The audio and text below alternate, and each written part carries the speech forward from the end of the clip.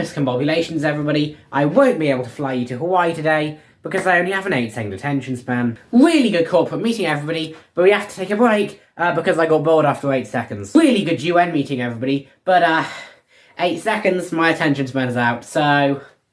Great news, kids! We're going to Wales! Buckle up! Yeah, we're gonna have to pause the car now because it's been a whole 8 seconds. Yeah, I'm bored now, after 8 seconds. Actually, I'm surprised it lasted this long. I'm divorcing you.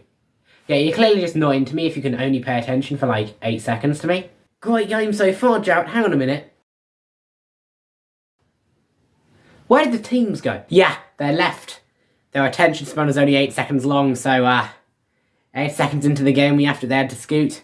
So I was initially going to make this video a skit, where two characters argued about the human attention span, but it's easier to just say it to the camera. Anyway, in 2021, all my favourite YouTubers told me that the average human attention span was 8 seconds long, and I believed them.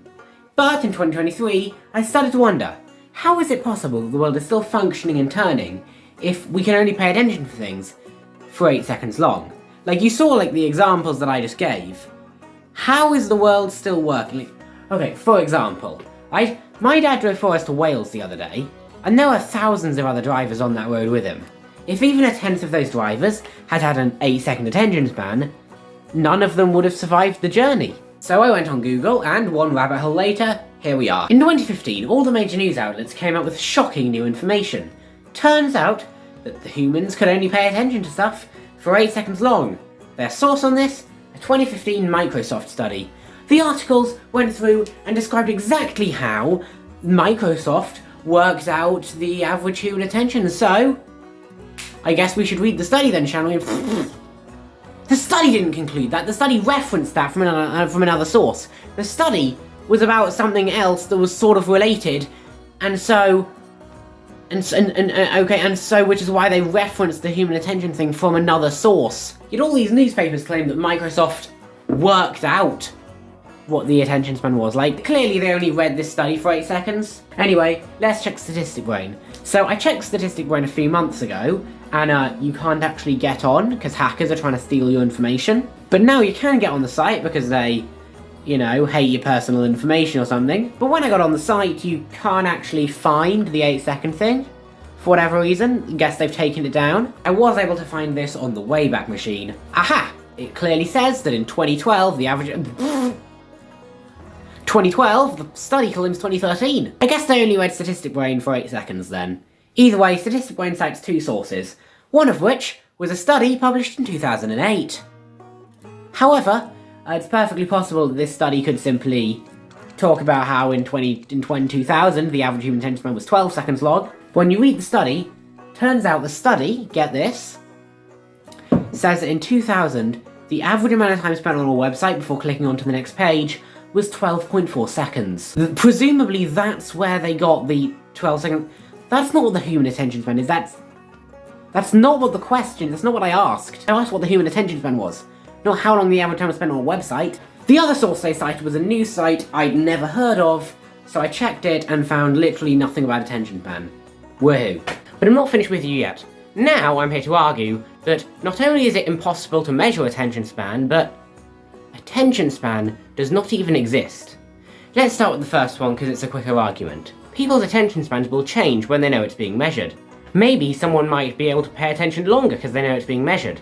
Or maybe someone's attention span might be shorter because they're distracted by all the measurements and stuff. People's attention span will change when they know it's being measured, therefore it's impossible to measure attention span. But what about the idea that attention span doesn't exist? Well, here's the thing. I love history, but I hate science. So my attention span could be 45 minutes for a history book, but only 45 seconds for a science book. Every single thing on planet Earth affects your attention span. You have a different attention span for every task. My attention span for reading a book might be different for my attention span to making and eating breakfast.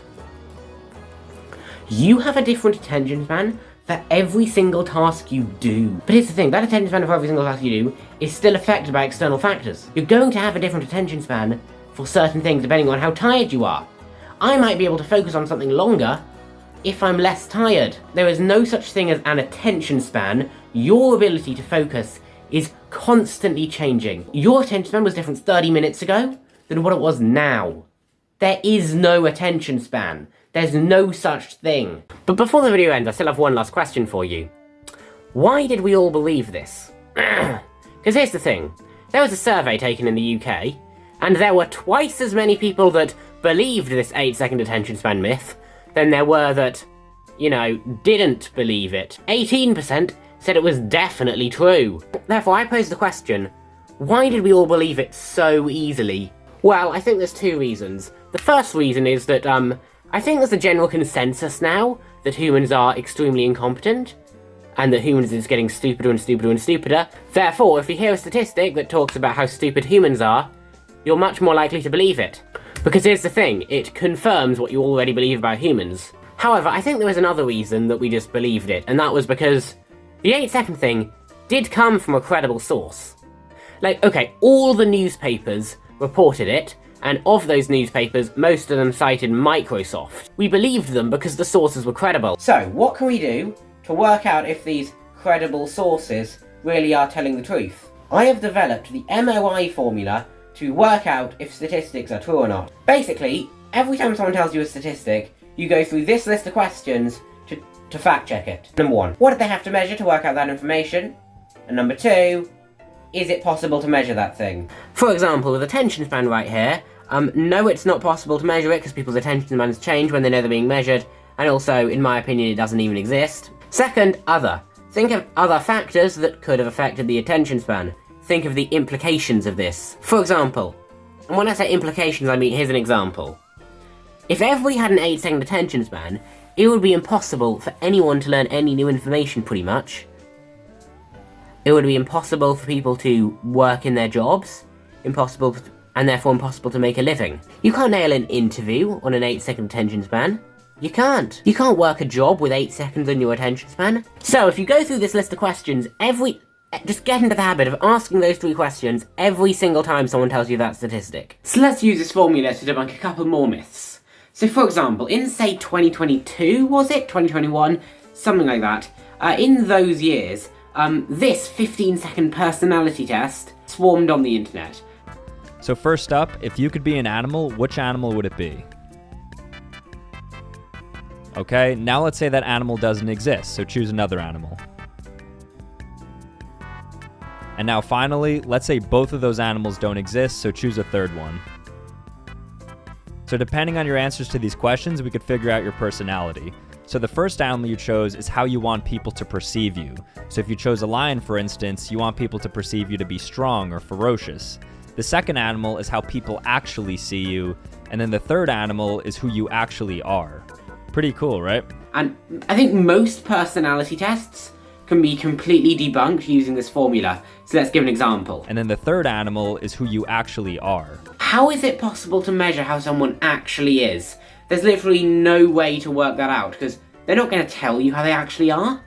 They have dark and deadly secrets. They also probably won't admit how they actually view themselves. So that one's been proven false. PragerU once also claimed that obedient children are happy children. Best research tells us that obedient children are happy children. But A, you can't measure the happiness of the children because a sad child is never going to admit how depressed they are. It's impossible to know how happy a child truly is. And as for how obedient the child is, well, it's almost impossible to measure that either, so. There are also other factors that can make a child happy, shockingly, apart from obedience, and there is literally no way to control those factors, so that's debunked as well. So here are the takeaways from this video. Number 1, the 8-second thing is false. Number 2, that it's basically impossible to measure attention span, and I would argue it doesn't exist, and I would argue there is no one attention span. And number 3, you can debunk faulty statistics using this formula.